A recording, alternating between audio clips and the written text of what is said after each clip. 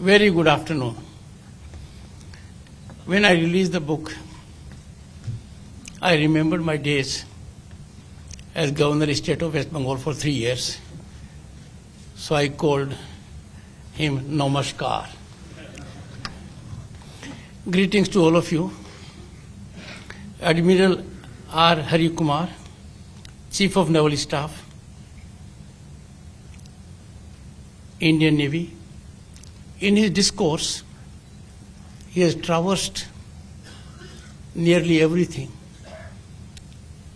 and leaving nothing much for me to reflect. He is a domain expert. I am not one. You all can delve deep at micro level. I see things only at macro level from a distance. So for me, the discourse was a learning lesson. But I may share it with you. Defense had been my first love. And that's how I came to be admitted to Sainik School, Chittorgarh. I did qualify, but my right eye did not help me much. So I had to take the other stream. Admiral Karambir Singh, Chairman, National Maritime Foundation. As a matter of fact, when both of them were there to receive me, I congratulated both of them for having great names. One is Hari, the other believes in Karam, so Karamveer. Vice Admiral Pradeep Chauhan, Director General, National Maritime Foundation. I recognize the presence of Admiral Sunil Lamba, 23rd Chief of Naval Staff, Indian Navy, distinguished audience. And I know everyone in this room has domain expertise. Everyone in this room is a nerve center, an epicenter to catalyze affirmative situations for larger welfare of humanity.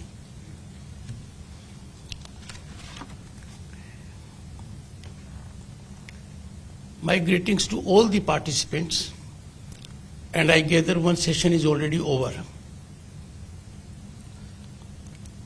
This is an important dialogue from every perspective. Congratulations to the Indian Navy for organizing this interaction amongst the stakeholders and strategic think tank on an issue that is of critical relevance for the peace and stability of our neighborhood. This is vital for growth and prosperity of Bharat. This is contemporaneously very relevant given the situation we all are faced with at global level and the challenges that come with it. The theme of the deliberations, geopolitical impacts upon Indo-Pacific maritime trade and connectivity, is indeed very apt and timely. We are already feeling the impact at a global level when these things are not very secure. Much is happening amongst 38 countries of India and Pacific region comprising Africa, Asia, and Oceania. This region, home to 64% of global population, contributes 62% of the global GDP. 50% of global trade and 40% of oil passes through Indo-Pacific region, and that in the context of Bharat includes 90% of our trade and 80% of our critical freight, coal, petroleum, gas, iron ore, fertilizers, to name some. Look at the situation from another perspective. With 2.4 million square kilometers of exclusive economic zone, and this zone has huge potential huge potential, and any potential exploitation comes with challenges. India has serious stake in the peace, prosperity, and stability of Indo-Pacific region to ensure maritime trade and security. Indeed, geopolitical scenario is of dominant importance, and its impact on maritime trade and connectivity cannot be overstated, more so in the current times. Friends, our trajectory, growth trajectory of Bharat is continually incremental for last few years. We as a nation are positioned currently as fifth largest global economy, having overtaken in 2022 the United Kingdom and France. By 2030, the nation is poised to be the third largest global economy, this time overtaking Japan and Germany. As India's economic progress grows, dotted with phenomenal growth and deep technical penetration, which has been globally acclaimed during G20. So do our stakes in global and regional affairs, and also the challenges that come with it. The dialogue this year, this dialogue is the fourth in the line. We have had Raisina Dialogue 2023 with theme Provocation, Uncertainty, Turbulence, Lighthouse in the Tempest. There was another dialogue, the Indo-Pacific Army Chiefs Conference, the first of its kind, initiated by the Indian Army. Then there was a recent one to which reference was made by Shri Hari Kumarji, Chanakya Defense Dialogue, and now this one. This platform is eminently suited to meticulously analyze the complexities of security challenges in the Indo-Pacific and define a way forward stance for collective security within the region so that there is blossoming environment for trade in the region. The people present here, the experts, will find a way out. And there is urgency to have a way forward stance given the cliffhanging situations we are facing. It is a matter of satisfaction that Bharat, home to 1/6 of humanity, is rightly coming into its own as epicenter for deep and thoughtful ideation of issues concerning global security and trade. This is a sea change from past. Such events were not happening earlier. Convergence of human minds, getting together of human resource to address issues of regional and global nature in Bharat indicates the change that is taking place in the global geopolitical scenario. These dialogues afford an impactful platform and valuable opportunity of involved interaction amongst informed minds and scratching beyond surface issues connected to defense strategy and collaborative partnership, all vital to maritime trade and connectivity. An expected outcome would be forging and convergence of all stakeholders to secure a stable and prosperous future in the vibrant landscape of the Indo-Pacific by ensuring peace. This landscape, as has already been indicated, I wouldn't dilate much on that, has enormous potential to enhance economies of the world, all the countries, make our lives much better, and therefore it has an importance of its own, unique importance. We need to engage quite seriously to ensure it. In your deliberations, there would be obvious focus on evolution of a strategy for security measures in the region to fortify India's position as a ready, resurgent, and relevant stakeholder among the nations in this region. As a matter of fact, historically, India has believed and practiced over centuries such kind of connectivity and trade through the seas.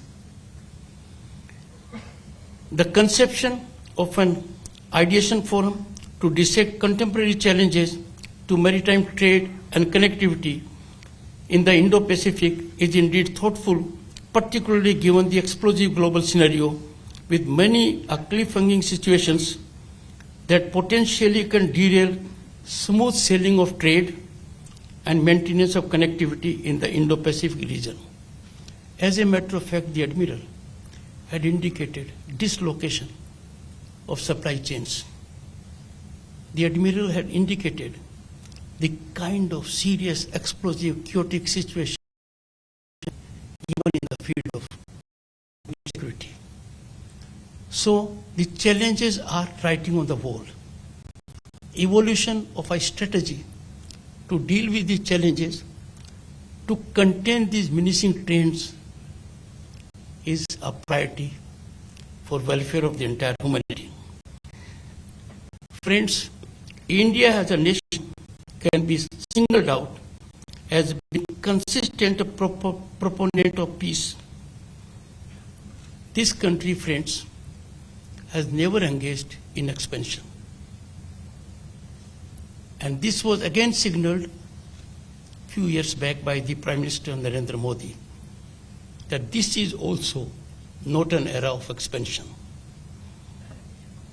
Our firm commitment to Vasudhaiva Kutumbakam ascends from our Upanishads the concept of one earth, one family, one future. And that was also indicated during G20 presidency of Bharat. They are with us both a way of life and dictate our global outlook. Today, India, while cherishing and practicing the principle of Vasudhaiva Kutumbakam, also subscribes to securing noble aspirations in its strength. These great ideals, these great desires that are wholesome for the entire humanity get meaning in physical terms only when you elucidate them from a position of strength. This has been also indicated by Chanakya. We had a dialogue in his name, by Vivekananda, Swami Vivekananda, a global icon from this land. Your strength will define global order. Your strength will define peace. Friends, emergence of Bharat as a leading global economy, coupled with its phenomenal growth, is a stabilizing factor for global peace and harmony. I say so particularly because just a decade ago, Bharat was counted as one amongst 5 fragile economies in the world. We have come a long way. Presently,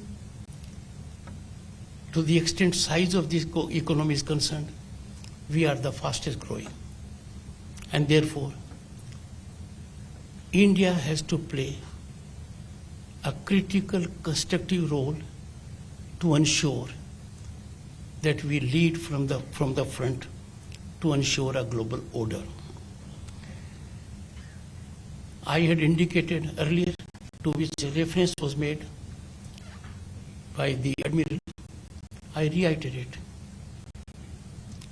you cannot enforce peace, you cannot negotiate peace, you cannot aspire peace from a position of weakness. You have to be strong, and you have to be strong on all fundamentals. India, in the current scenario, is eminently suited for this, because growth story of India is like a plateau.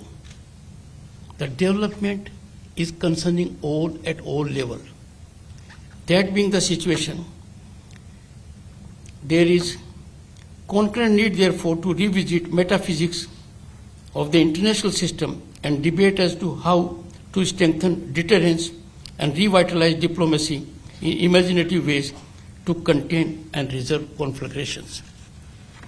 The world presently is facing two important conflagrations, and the tunnel does not show light on any of these at the moment. The humanity is looking for light at the end of the tunnel. That unfortunately not visible. And therefore, you as experts, you as concerned, will have to think out of the box to find a solution. And awareness and awakening is one facet which such dialogues really can catalyze. Collaborative security and innovative partnerships seem to be the way forward. And I have no doubt, with my limited experience in this position, this is the only way out. No country can stand alone. There will have to be action in togetherness. There will have to be sharing of thought processes. There will have to be full application of mind to be on the same page on certain issues. It was indicated by Mahatma Gandhi ji. The world has everything for everyone's need, but not for greed. Greed of an individual can be contained by regulatory mechanism, but greed of a sovereign nation can be contained only when other sovereign nations come together, find a way out, have a platform, and the platform has to be impactful. I have no doubt in sharing with you my pain and anguish. If 1/6 of humanity is not represented in the United Nations Security Council, certainly its efficacy is downsized. Time has come when we need to focus on that also. Emerging deep technologies like artificial intelligence and its collaterals also, they are engaging global minds, but their potential is so much, and it is so relevant to secure global peace and security. Robotics, quantum, semiconductors, biotech, drones, and hypersonics are not only rewriting the very character of war. Prowess and mastery of these domains will determine the strategic haves and have-nots in the future. There is a paradigm shift now, and that is discernible also in Indo-Pacific region.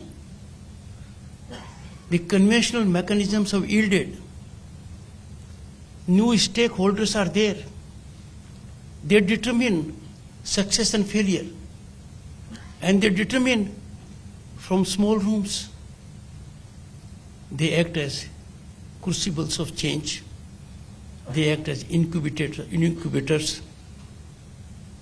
This August Assembly will focus on these issues because all preparations can come at naught and get neutralized by these, as I call, breeding technologies, disruptive technologies. Their employment is possible either way, and therefore there will have to be ever preparedness to use them in a positive sense to ensure enforcement of a global order. To meet such like challenges, along with the structural corrections, we need a series of cultural transitions, to which reference was made by the Admiral. New talent pipelines and civil-military fusion seems to be the new mantras. I would add one more to this. all research has been funded by and large, catalyzed by and large, by corporates in the developed world. Corporates of countries like Bharat also need to come forward, converge on the same table, have complete fusion with civil and military forces to evolve such technologies. Already steps have been taken by Bharat, and it is one of the few countries that have focused on these disruptive technologies like quantum computing, artificial intelligence, even machine making. Friends, our Prime Minister has reflected in last several years his vision, his commitment with respect to this region in particular at several global fora.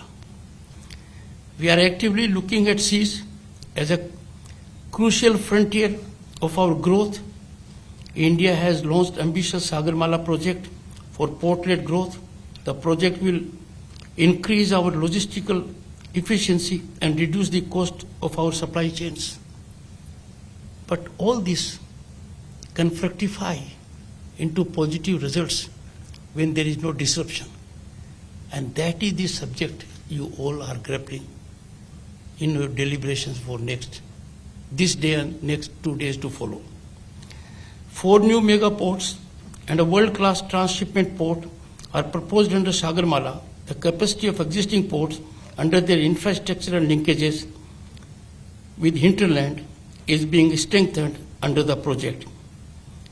Our Indo-Pacific policy complements the port-led seaward development strategy under the Sagarmala project. Not only the physical connectivity but also the safety of underwater cables and pipelines for digital and energy connectivity is essential for development of this entire region. And look at, if we look at the kind of data that is getting transferred via these connective mechanisms, it far outshines the one that we are doing through satellites. This is a hard reality. Its disruption therefore can lead to serious consequences, compromise security, jeopardize maritime trade, and totally bring at naught the connectivity aspect. Secure digital communication links between the ports located around the Indo-Pacific region is essential. I would say unavoidably essential for the growth of the marine trade in the region. In fact, the sea itself is a source of immense unexploited wealth. And this is a new area. This new area has caught up attention of the corporates, of the business community. They have understood the kind of wealth that is there in the sea. Besides trade and marine fishing, offshore petroleum reserves, critical rare earth elements and minerals like yttrium, and look at the use to which it can be put to, scandium, etc., lying on the deep sea bed make seas the new frontiers of contestation amongst global players to contend the possibility of contesting claims of the seas and its assets. And the size is enormous, phenomenal, geometrical, astronomical. We need a regulatory regime, and regulatory regime by itself, friends, is inconsequential unless you have extremely effective, impactful enforcement thereof. As the fastest growing economy, India seeks a free and peaceful rule-based Indo-Pacific region with open and unrestricted flow of lawful, legitimate commerce. We as a nation seek freedom for navigation and overflight in accordance with established international laws and conventions. The problem arises when there are transgressions. The mechanism fails. Neither there is immediate resolution, and no one knows when the resolution will come. I am sure deliberations at your level, where domain experts are involved, there will be awareness generated that dislocation of such kind of mechanism leads to serious economic consequences that visit humanity with serious consequences, including that of hunger. We seek a just global regulatory regime that respects the right over exclusive economic zone for the sustainable and equitable exploitation of marine resources and seabed in high seas.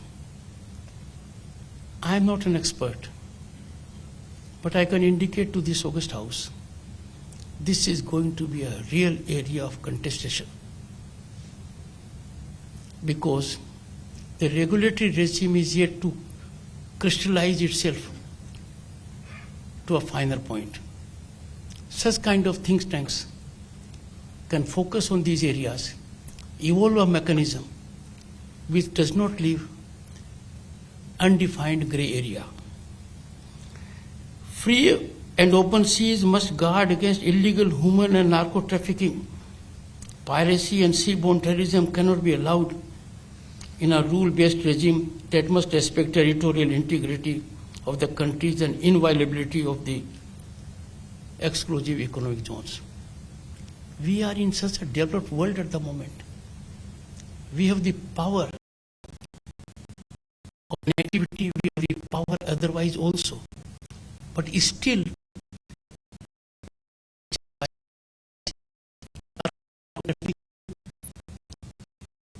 and the wealth that is generated by these illegal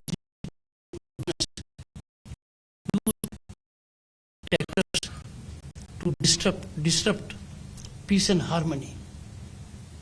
Non-state actors have emerged as the greatest negative interventions in the global peace effort. Individual nations may not be in a position to neutralize them. Only in togetherness, with a firm foundational spinal mechanism, they can be dealt with.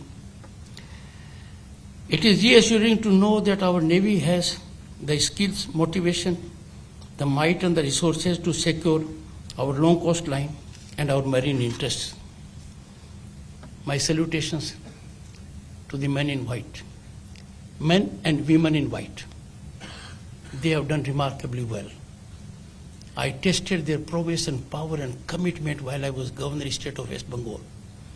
They ensured that when we were visited with super cyclonic disasters, there was no mortality on high seas, not a single mortality. And the damage was minimized by a real robust mechanism. So my salutations to them. With Indo-Pacific